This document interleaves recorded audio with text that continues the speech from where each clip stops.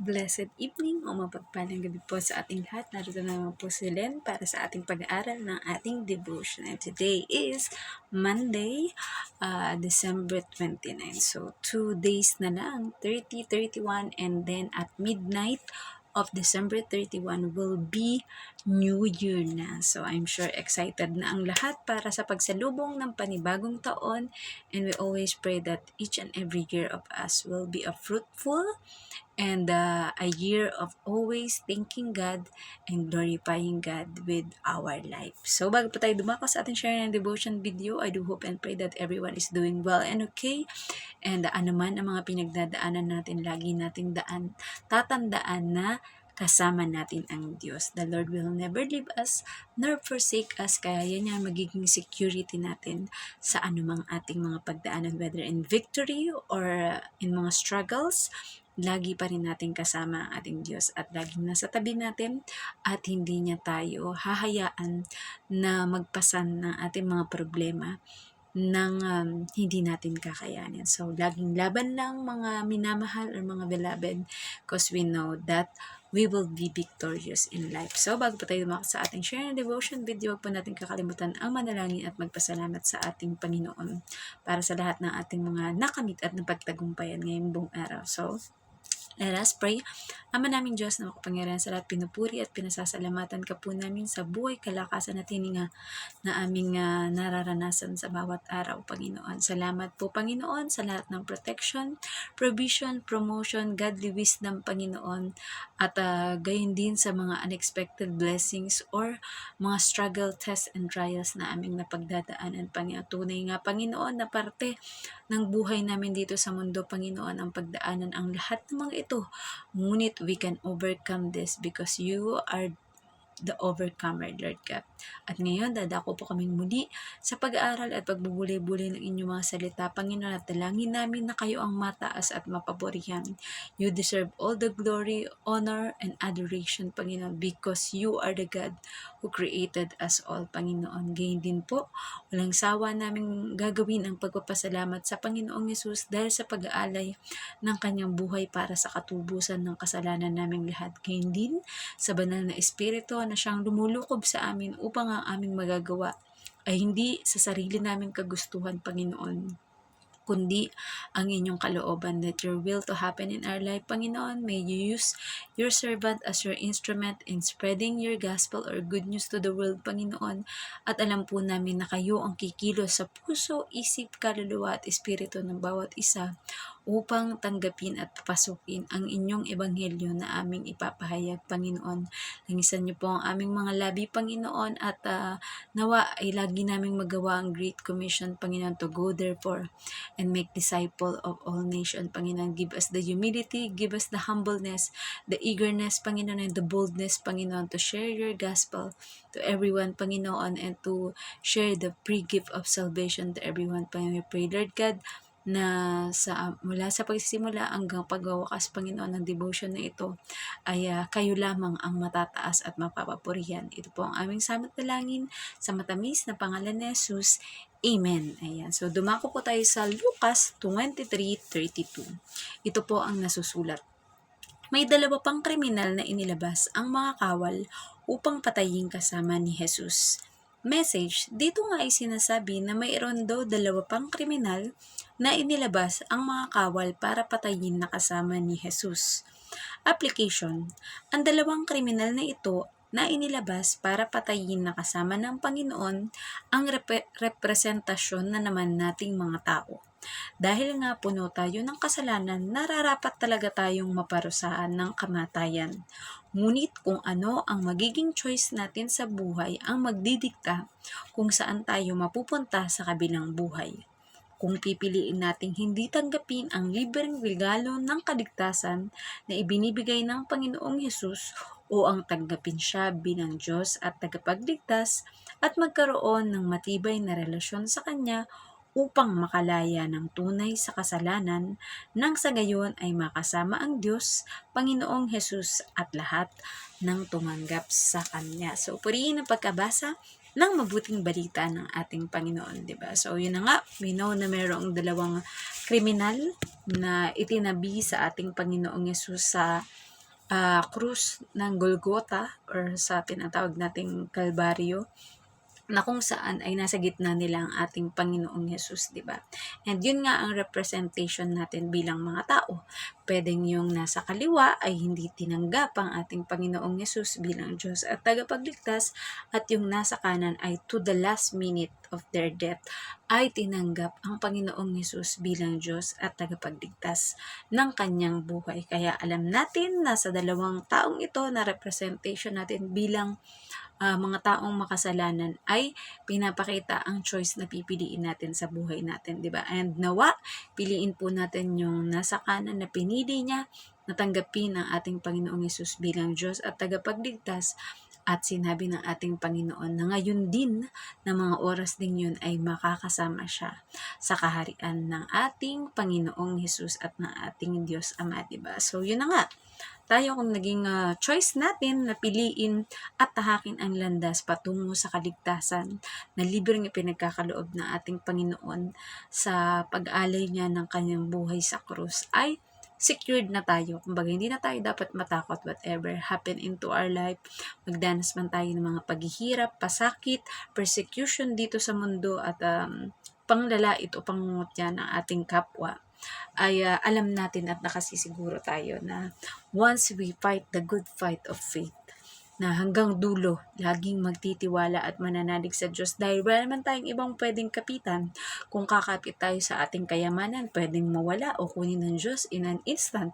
Kung kakapit naman tayo sa ating mga mahal sa buhay, pwedeng mauna tayo sa kanila o pwedeng sila ang mauna sa atin, di ba? So, hindi natin sila mapapanghawakan. Wala tayong ibang pwedeng panghawakan ng mga pangako, kundi ang pangako lamang ng ating Diyos. Dahil ang ating Panginoong Diyos is the same yesterday, today, and forever. At siya lang talaga ang makakasama natin sa forever, or will give us everlasting life sa kanyang kaharian. And sabi nga sa ating napakinggang mga preaching na kung dito pa lamang sa mundo ay hindi mo na na-enjoy yung fellowship mo with the Lord, yung serving mo with the Lord, paano ka magiging excited na makasama ang ating Panginoong Hesus, ang ating Diyos sa kaharian niya sa kalangitan? Yun nga yung mostly na gagawin natin ang papurihan, glorify, pasalamatan ang ating Panginoon sa pagkakalikha sa atin. And syempre, yung maparanas sa atin na mabuhay dito sa mundo, di ba? Kaya nga ang ating mission, ang hindi pa natin alam kung anong mission natin dito sa mundo, ay unang-una yun nga, ang ating Great Commission na go therefore and make disciple of all nations. Ibahagi natin ang balita ng kaligtasan sa ating mga mahal sa buhay at mga makikilala at sa lahat ng tao sa buong mundo na i-divine connection sa atin ng ating Panginoon. Diba? Sabi nga, walang aksidente sa mundong ito, kundi lahat ay isinulat at ipinagkaloob ng Diyos na mangyari sang-ayon sa kanyang kalooban at hindi sa kalooban natin bilang mga tao. Binigyan niya tayo ng free will para mamili, pero nawa ang ating piliin ay ang tamang landas, which is ang landas tungo sa kaligtasan at hindi tungo sa kapahamakan. Dahil pag nandoon na tayo sa kabilang buhay, wala nang atrasan, wala nang magsasabi na gusto mo pang may baguhin, kundi habang nandito at nabubuhay pa tayo dito sa mundo, yun na yung chance mo para pumili kung ano yung landas na tatahakin mo. Yung landas na kahit mahirap, maraming baku-bako, pwede kang magkasugat, pero tungo naman sa buhay na walang hanggan. Kesa naman dun sa smooth sailing at napakaayos na daan or napakaluwang na daan, pero maglilid naman tayo sa'yo sa habang buhay na kapahamakan at pagdurusa doon sa kaharian ng kalaban ng ating Diyos, which is Satan or Satanas, na habang buhay ka na kahit gustuhin mo nang mamatay ng paulit-ulit, hindi ka na makakaatras dahil yun na yung pinili mong choice sa buhay, diba? So we need to be wise and ask wisdom from the Lord para sa mga decision making na ating gagawin. And once na tayo po ay tinanggap na ating Panginoong Hesus bilang Diyos at tagapagligtas, mas patibayin na natin yung relasyon natin sa Kanya. Sabi nga, itodo mo na, di ba? Todo na, wala nang atras, wala nang aatras, kumbaga laban na, di ba? ilaban mo na hanggang dulo because we know that our great reward is our Lord Jesus Christ. At wala nang makakapantay o makakahigit pa sa kaligtasan ay pinagkaloob ng ating Diyos sa atin sa pamamagitan ng ating Panginoong Yesus. So nawa po ay may natutunan kayo sa ating maiksing share ng devotion video at gagawa pa po tayo ng ibang mga devotion. Magsusulat pa po tayo and marami pa tayong i-arrange ng mga bagay. Ayan. So, let us all end up into our closing prayer. So, Ama naming Diyos na makapangyarihan sa pinupuri at pinasasalamatan ka po namin sa mga oras na ito. Salamat sa inyong mayamang salita na aming napagbulay-bulayan, Panginoon, na kung saan kami ang representasyon ng dalawang kriminal, Panginoon, na naipakong katabi ng Panginoong Hesus, ng inyong bugtong na anak, Panginoon. Ngunit nasa sa amin po ang choices, Lord God, kung ano ba ang pipiliin namin. Kung pipiliin namin ang tanggapin ang inyong bugtong na anak na si Hesus bilang Diyos at tagapagligtas o mamuhay ng malayo sa inyo at sa Kanya, Panginoon. Nawa, Panginoon, piliin ng bawat isa ang pinakamagandang daan, Panginoon, na bagamat puno ng pagsubok, Panginoon, ngunit sa huli, Panginoon, it's all worth it, Panginoon, dahil makakasama namin kayo sa inyong kaharian, kasama ng mga mahal namin sa buhay at mga pinabalal ninyo, Panginoon, dahil lubos na nagtiwala at nanalig sa inyo, Panginoon.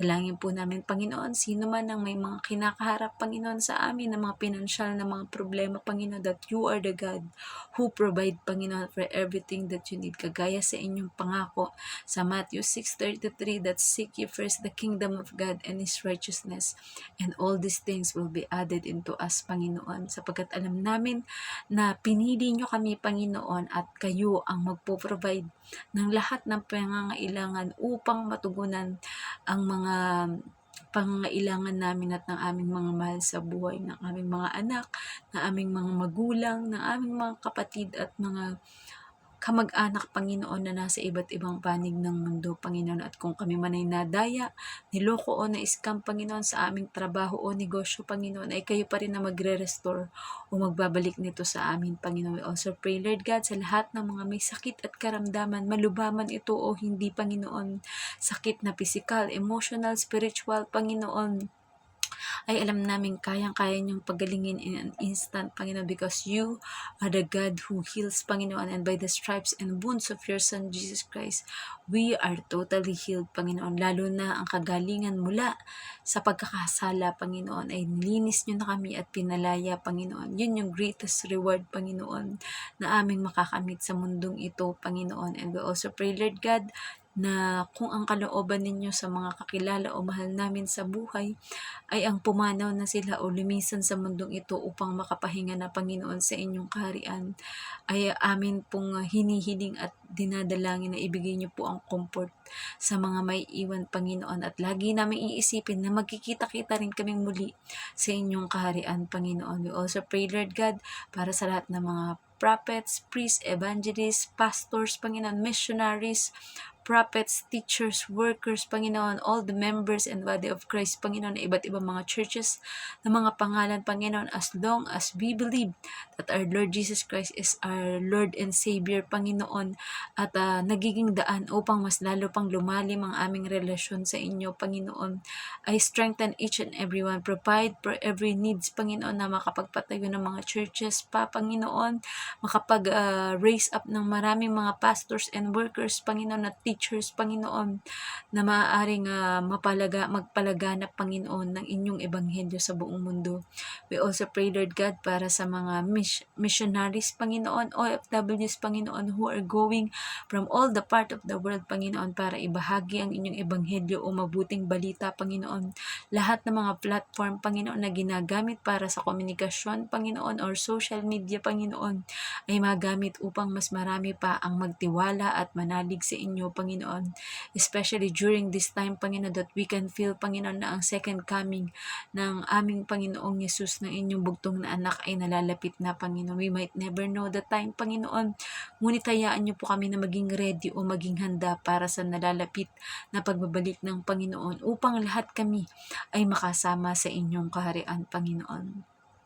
we may still never see it, Panginoon, here on earth, Panginoon, o maaari naming maranasan sa pamamagitan ng mga magagandang bagay na ipinagkaloob nyo, Panginoon. Ngunit walang kapantay ang makakamit namin sa inyong kaharian na gantimpala, Panginoon. At yun ang labis naming kinapapanabikan, or we are excited, Lord God, to see you face to face, Panginoon. We also pray, Lord God, para po sa bansang Pilipinas, Panginoon, that the progression, the economic growth, Panginoon, that we will be proclaimed, Panginoon, as the only Christian nation na babangon, Panginoon, at hindi susuko sa bawat hamon ng buhay. Mas marami pa mula sa aming mga leader, Panginoon, at lahat ng mga nanunungkulan sa aming bansa, Panginoon, ang tatalikdan ang korupsyon, Panginoon.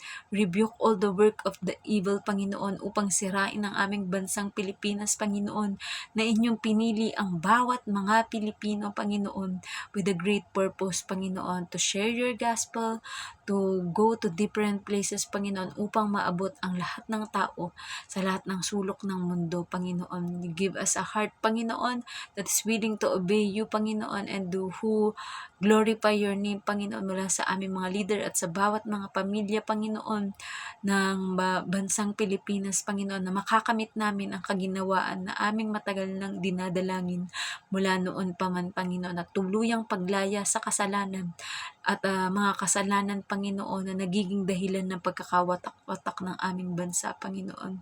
You will restore the Philippines, Panginoon, at ang Pilipinas ay magiging tanyag, Panginoon, sa lahat ng mga bansa, Panginoon, dahil ito ang bansa, Panginoon, na nagbubuklod ay ang inyong pag-ibig, Panginoon, at magkakaroon ng lahat ng mga Bible studies sa aming mga aming bansa, Panginoon, upang lahat ng pamilya, Panginoon, ay lumakad patungo sa kabanalan sa inyong kaharian, Panginoon. We also pray, Lord God, para sa bansang ito na Hong Kong, Panginoon, ang aming mga employer, Panginoon, ay kayo po ang siyang magpala sa kanila in all aspects of their life, sa kanilang trabaho, negosyo, Panginoon, pag-aaral ng mga anak, Panginoon, at harmonious na samahan ng bawat isa, Panginoon, or partnership, Panginoon.